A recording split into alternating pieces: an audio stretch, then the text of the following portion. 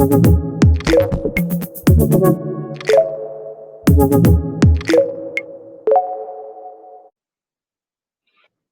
everyone, welcome and thank you for tuning in today. Our topic for today is that the next unicorn wave will be in B2B tech. In this session, you'll learn why the future is bright for German startups and venture capital, and how B2B technologies will be key and crucial for the startup scene in the future. We'll start this talk with a short presentation, followed by a few questions from me, and then of course also questions from you in the audience as always. So if you have some questions, please post them on the right side of your screen. With that, let's welcome today's guest, Johannes von Borries. Johannes von Borries is managing partner at Unternehmertum Venture Capital Partners since 2015. He loves to see new technologies and products entering the market. One of his most memorable moments, he told me, was the day when he first received the order for an inspection system, which his former company, Nanda Technologies, had developed. Now, as an investor, he enjoys supporting teams to achieve the same moments and to grow their company beyond it.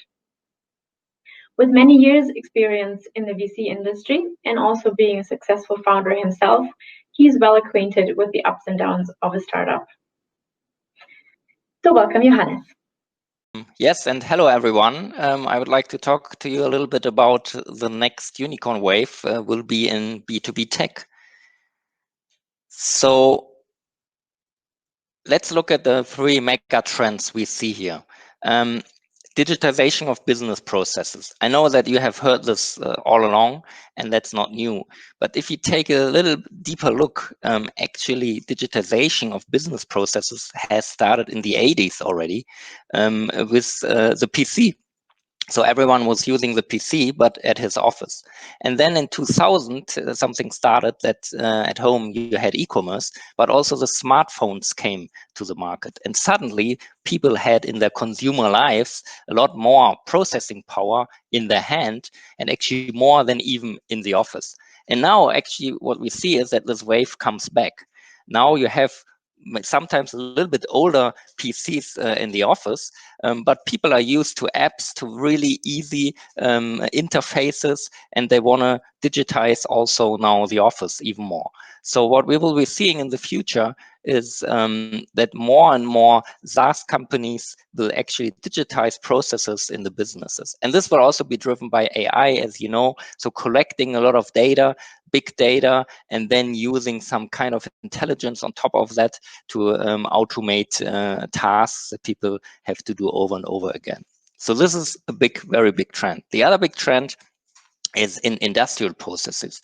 Also here, we have seen smartphones or sensors coming into logistics, coming into warehouses, for example, as this picture here. We have also robotics, but also things like 3D printing. This is all changing really the way how do we produce products, but also how do we automate logistics and even the whole sales process. So this is also a very big topic where new technologies will drive innovation.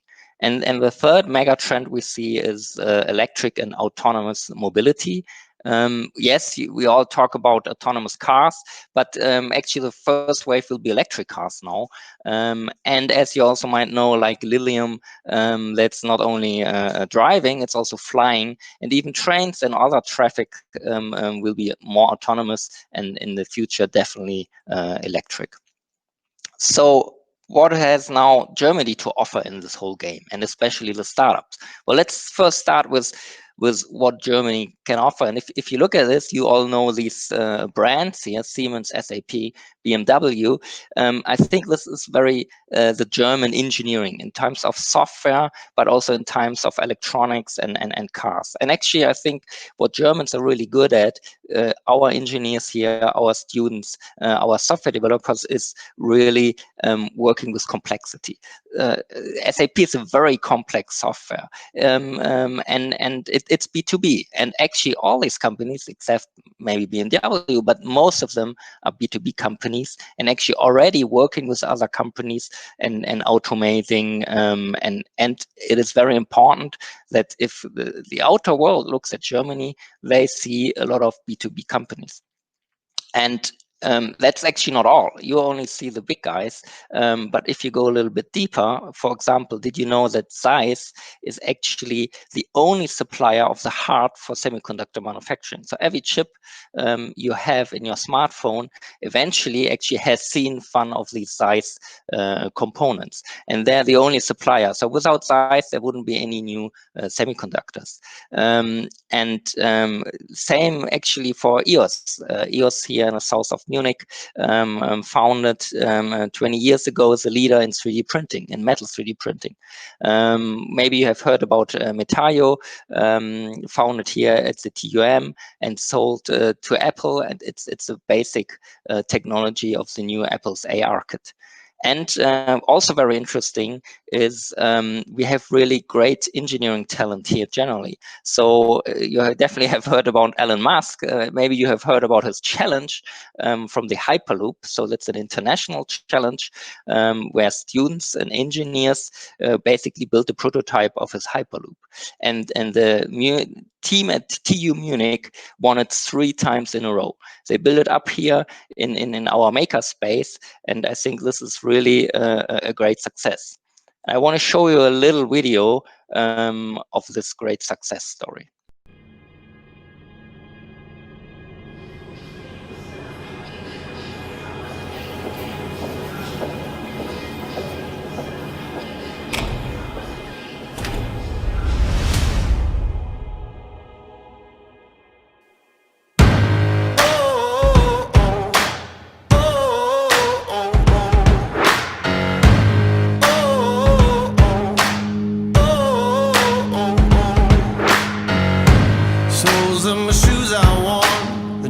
My jeans are torn, sweat coming through my shirt, keep pushing even though it hurts. I'm chasing what I know is true, there's nothing that I would not do. When everyone around me drops, I'm never gonna ever stop. I won't waste another minute, no I won't. I'm a man on a mission, I'm a man on a mission. I don't need no permission. I'm a man on a mission. Take it up now, take it up. I ain't waiting and wishing. Take it up now, take it up. Oh, I got that ambition. Take it up now, take it up. I'm a man on a mission.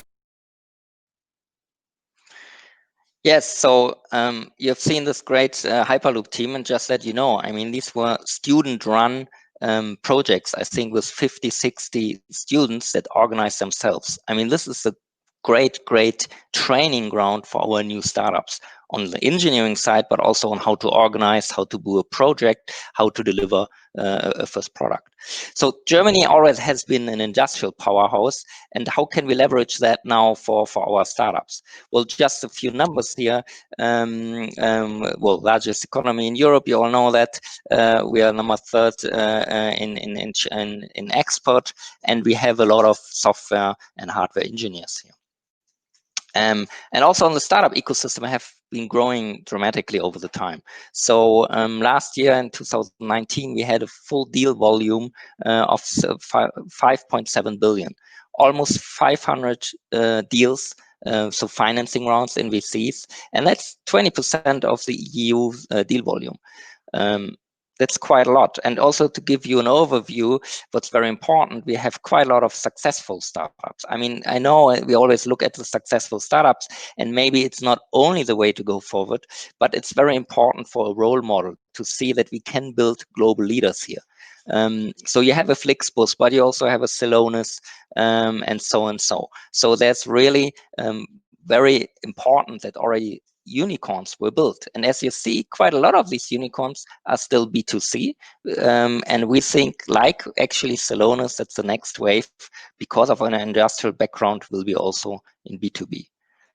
And also, if you look at the number of unicorns, I think the German-speaking region is still top. We have 5 billion in exit value. This is also very important for the venture capital industry, that they are not only building and investing in companies, but eventually also selling them. So the exit value is very important.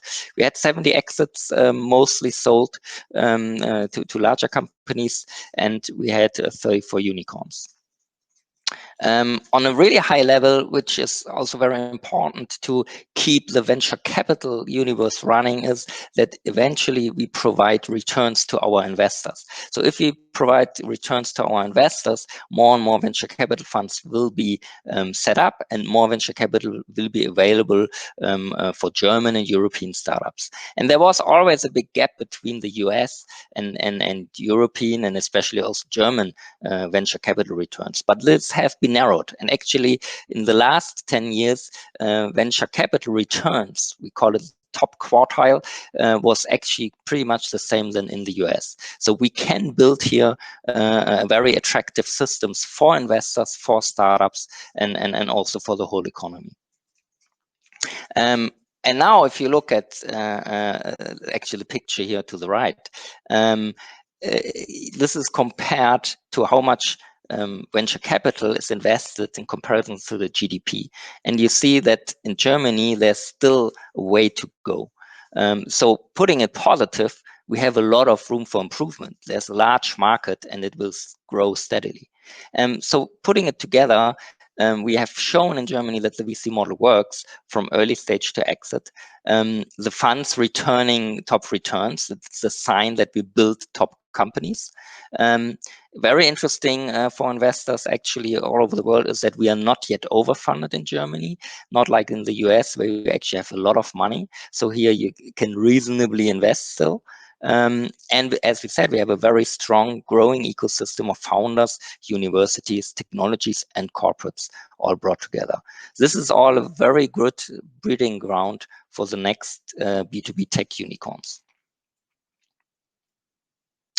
Maybe a short view on how UVC and what are we doing. As Miki said, we are an early stage B2B tech venture capitalist. We have 3 main areas in industrial technologies, and also enterprise software and mobility. We have one very big unfair advantage. That's the Unternehmertum. The Unternehmertum, as you know, is one of the largest, actually the largest entrepreneurship center in Europe, with a lot of corporate partners. And we are very close to the German leading technical university. And just on a sideline, we also, as UVC, have a long track record. So UVC was founded actually in 2011, but the whole team has 70 plus years VC experience in different funds. And as a founder myself, and actually our funds also perform very, very well. And our unfair advantage, as I said, is the Unternehmertum. Unternehmertum has 250 employees just working for startups. It's like Miki, like myself, investing in startups, working with startups, supporting them. They come here really early. So, and actually quite a lot of tech startups are coming out of this whole ecosystem, around 70 per year. We have produced quite a few names, Celonis, Konox, Blickfeld, you have maybe heard of them. And very important, we are close to the technical university, we are an affiliate. And what really makes it very special is our corporate partners. Our corporate partners, 1,000 altogether, probably 150 to 200, very, very active in business relationships. And this makes it so attractive. And altogether, Unternehmertum is actually educating and running 5,000 students through their programs every year. And this is a nice picture of what we always call in German the Wimmelbild. It's the ecosystem. It looks pretty complex, but I think it shows very nicely that this is a network effect. It's an ecosystem with a network effect. So you have talents. Well, talents are coming if you have good education. On the right side, you have corporates. Corporates are coming if you have good talents, startups that come. And well, the more talents you have, the better corporates are coming, and you also have venture capital, not only us, but here also other top VCs looking at startups that actually fire up the whole network here. And very important, we also have, as you have seen, the prototyping facilities here where you can give the chance for startups and early student teams actually to build their first prototypes. And then you have the in the neighboring here of the tech and university, you also have the leading technologies. I think all that together is a very unique system, and we are very happy to be part of it. So we can take advantage on one side of all the students and startups that are resulting here, but we can also offer as a venture capitalist, for example, if a Berlin startup comes in and we invest, we can offer them basically this whole ecosystem here. So just for your knowledge, we're also raising our next fund, Fund 3, which will be 150 to 200 million early stage B2B tech fund. We will have a first closing very soon, which is very attractive because it will be one of the top post-COVID funds in Germany, meaning we can cleanly invest after the COVID session, Corona crisis, which means actually for startups a little bit lower valuations, which is at the moment good for VCs. Hopefully the valuations will go up again, which will definitely happen, and we are looking very brightly in the future. Thank you very much. Thank you, Johannes. So a bright future for German startups and VCs, it seems. So you talked a little bit about unicorns, and I'm curious to know, so many startups that we see and that we have in our ecosystem, they also want to grow organically, so bootstrapping, so to say, growing with revenues. And so my question would be, do you think unicorns, or why are unicorns so important for the startup scene? And yes, is it also a model that we still need in the future? I think that's a very good question. And I fully agree that unicorn is always about a billion valuation. Valuation in the sense is actually for the startup not the most important. The most important that they bring a company, a product to the market and build their company. However, I think it is a sign of strength, and usually you only get this valuation if you really have a global product or can be successfully globally. And I think in Germany it was very difficult to build global B2C companies because usually the US is a lot stronger. They have their home market and then they go global. But in terms of B2B, Germany has shown that we have global hidden champions a lot. So we think using this ecosystem, you can also build global successful B2B companies. And there's one thing, yes, you can build it organically, but the problem is if all your competitors are raising a lot of money, you might be slower if you're not raising money. I don't say this is always the way to success because founders also give up shares. But if you want to grow fast and really want to go global, usually you need some kind of investment from a VC or strategic. True, yeah. So if for all the startups that are listening out there, what should they look for when they're looking for a VC? What should they how would you say should they decide to go for one VC versus the other? Yeah, that's also a very good question. When I had my own company, I also had this decision. I'm always saying getting a VC is like getting married. Actually, it's even worse. You cannot get divorced. So there's a founder and he wants to get money, and suddenly there's someone else sitting on the table, and he also wants to have some rights and want to decide. And you cannot get rid of him. So I think the decision to who do you want to share your baby basically with is very important on several aspects. First, definitely, do you want to work with him? I mean, can you both work together? Second thing, I first thought maybe it's better to have an investor that doesn't know everything about my business. So, he's maybe a little bit laid off. But the problem is eventually you have to explain him your business. And so it is actually, I think, more efficient and easier if you have someone that really understands what you're doing. And then the third one is how can he help you not just with money, but maybe as we can do with our corporate partners, first customers, and being also a coach and have the experience how to build up a company. Okay. So you and the other partners at UVC have extensive experience in financing and the whole startup scene. What do you say are the biggest changes you've seen in the startup or entrepreneurship scene in the past years? Yes.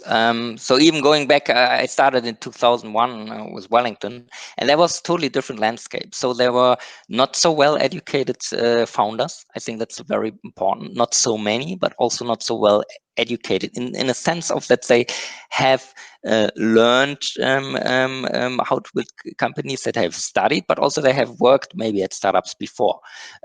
Another very important thing in B2B was that actually large customers, they didn't want to buy from startups. So 10 years ago, it was impossible, maybe 15 years ago, to sell to Siemens. Today, they open up. So the large corporations in Germany and also the Mittelstand in Germany, they open up and actually they want to work with startups. And I think that's a great chance. Now you can get your pilot projects even with them. And that really has changed. And only with them you can build up your companies, right? And the third thing is then you also have more venture capital available. But actually, again, this is also a circle. We need the founders first. You need the customers, and if you have successful companies, venture capital can show that can have return and more investors come in, and that takes time. You cannot build that over a few years, but I think over the last 10 years this has dramatically improved and will be even improving for the next 10 years. And of course, Unternehmertum is also contributing a lot to building that ecosystem and supporting innovation here in Germany. So you also talked a little bit about Corona and how Corona is changing and also influencing the industry currently. So with the reconstruction, also transformation of the economy after Corona, it is predicted that there will be a push in sustainable innovation, also green technologies. How do you think is this going to affect the VC scene? Yes, I think that's. I mean, actually, it started even before, right? With climate change, definitely. Now, with Corona, people working remote, putting all these together. I think these new technologies, how we work, but also how we travel and everything, will change a lot. And definitely VCs are always looking at new markets and new opportunities. And if there's some kind of a change in behavior, usually there's also a new market coming up. So on all over, it's very, very interesting. Second thing is that we also look really, we are not an impact investor per se, but we have a system set up that we at least do not invest in companies that have a negative impact. So we want to have a financial return. I think that's very important for our investors, for startups, but we do not want overall to invest in companies that have a negative impact. And we have kind of a scoring system developed to have this. And so also there, but in the end, I think it's also a great chance. Germany is leading in a lot of clean tech technologies. Well, clean tech was not always the best investment for VCs, but with all this new activity going on, I think there might be very interesting cases. Maybe a last question from my side, also speaking as a female. So B2B tech is still very male dominated and not quite diverse yet. I mean, it's also because they're not the shares of females in more technical studies is smaller, and also the share of founders that are male, female versus male, are smaller. But how can we, as also an entrepreneurship center and also as a venture capital firm, support more female founders and also more diversity in general in terms of background, nationality, also probably academic background, to just foster a more diverse entrepreneurship scene, basically. Yeah. No, it's really, let's say, a challenge, because as you say, I mean, we would like to have more diversity in our team. But if you look at our applicants or people that are interested in technology venture capital, there are not that many female candidates, and that's unfortunate, because I think definitely there's a lot to add. Especially in investing, you don't need one investment strategy. You need different profiles in your team to look at the companies at a different angle, and also to have in your portfolio of companies maybe every partner in an VC firm has kind of his sweet spot, but you want to have several sweet spots to cover basically and have the portfolio effect. So yes, so that's very important. I think we have to build them up. It looks fine, but educate them, try to get them interested early on. I think Unternehmertum is doing quite a lot here, and also the whole ecosystem. Yeah, and try to maybe also give them chances to health. Often health medtech is a little bit more closer often, or you see a lot more female founders there, and we should also maybe focus on that. So I think it's an effort for everyone showing interest, but also if women showing interest in these areas, taking them basically in and giving them a chance. Very well. Well, let's look at a few questions that came in from the audience. So one viewer is asking, what's an investment that you missed that eventually became huge, and why did you not invest? Yes, I mean, definitely there's always a lot. So for example, we'll see how huge it will get, but we looked at ProGraph very intensively in the beginning, and we were a little bit afraid of the hardware component and how much this will be really more like software. And in my opinion, they're doing a great job now. And so unfortunately, yes, we missed that. I mean, they were very close to us. Yeah, but that's the risk of a VC. The thing is, you cannot invest in every good company in Germany, right? Yeah. You need to invest in enough good ones. But still, it's always hard to see that you made a wrong decision. That's actually a good point regarding hardware. So many startups that we talk to say that it's really difficult to convince VCs when you have a hardware component, even if it's hardware-software combination. What can hardware startups do better or do differently to convince VCs of their case? What would you advise them? Wow, that's very good. I mean, I had my hardware startup myself. Honestly, it was hardware, but it's a machine. We had more software developers than hardware. But still, it was in the end machines we sold to Samsung. I think it really depends on the market. So if you have a high innovation market, and in the end, hardware, smartphones, everything. I mean, there's a lot of hardware, especially machinery. So that also 3D printing. We have some hardware companies there, or Blickfeld. It's not so the presentation. I think it's really the markets, and often the hardware companies are a little bit more just on the product and functionality. They should look very early on also in sales, and very important thing is capital efficiency. So if you say, well, I need 10 million before I have a product, it's very difficult. So can I go maybe with some simulation, with some very early, very cheap products to really find your market? This is, I think, critical for hardware startups. Okay. So let's look at a question from Bruno. So hi, Johannes. He says, great that you're optimistic on the B2B opportunity, but haven't we seen VCs preferring light asset sectors over hardware? So actually that ties into the question that I already just asked. Yeah, generally. Yeah, maybe again also on this topic, also in our portfolio we have probably 70% software companies, and it's always software combination also with hardware, but we have some hardware companies. And I think again, if you look, there's also in the US, if you look at 3D printing, carbon 3D, they made a big round, Lilium and so on. So there are cases. The big thing, I think one thing, there are not as many cases. But if you have a good hardware case, you have a lot less competition. So in terms of patent, in terms of, it is a little bit more long term. And again, I think capital efficiency is very important. And I mean, it's also very clear we are doing hardware investments because we know the hardware business. It is a bit different business. Unfortunately, there are not so many VCs out there that have this experience. So tendency is, you invest what you know, and you should invest only in things you know. So it's just a lot easier to maybe finance an app.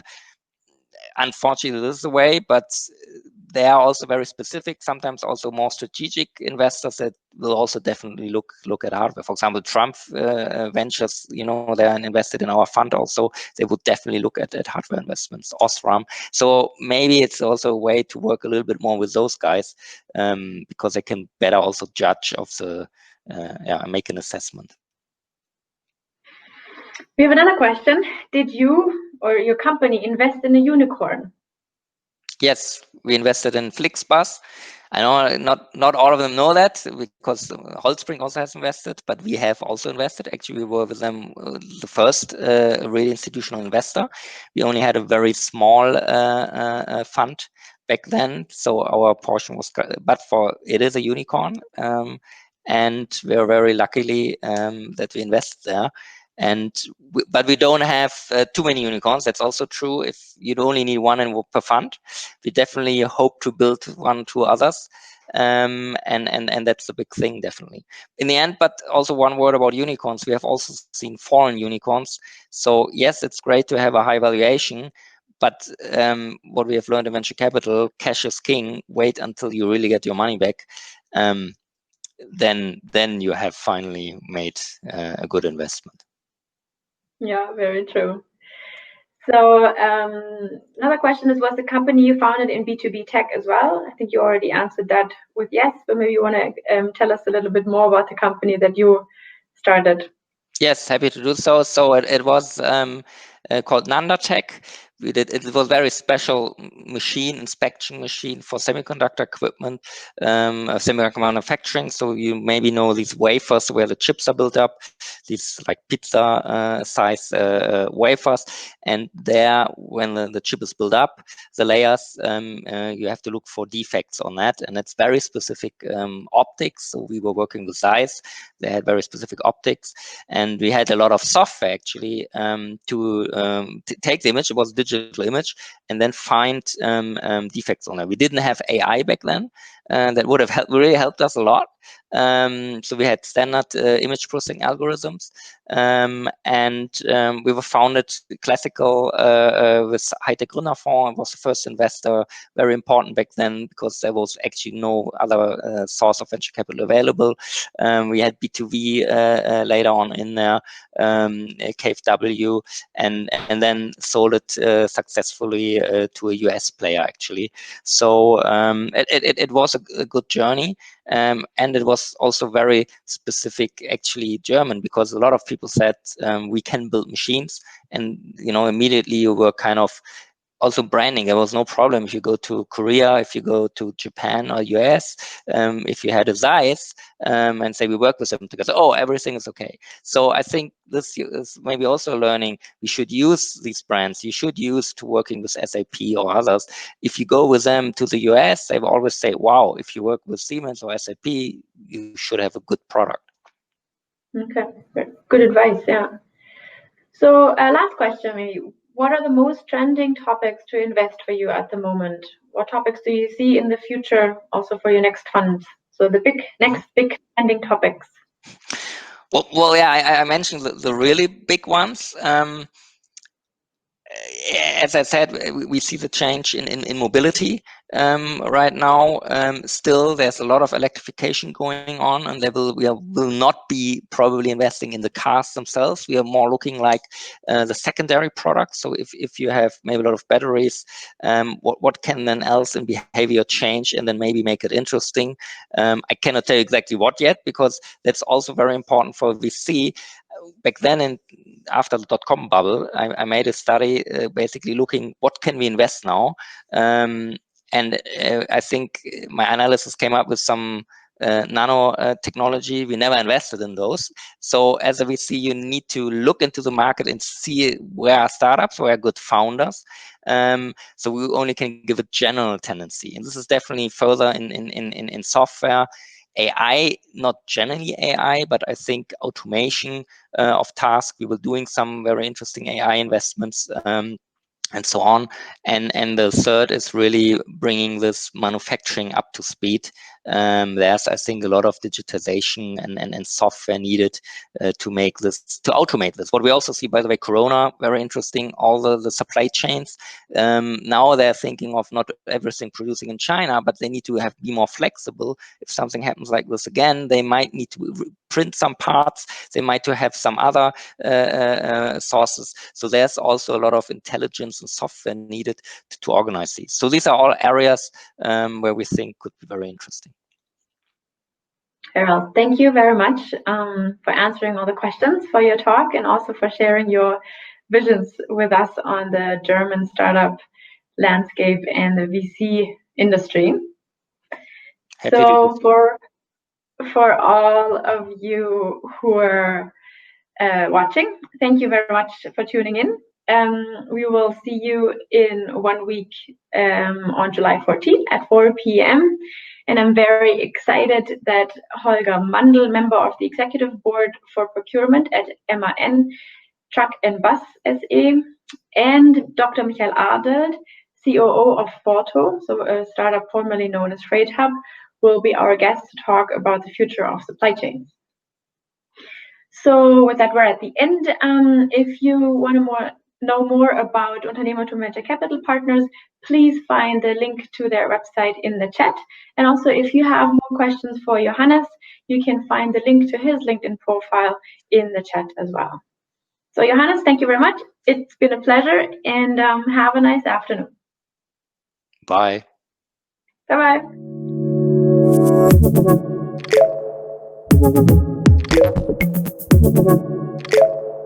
Thank you.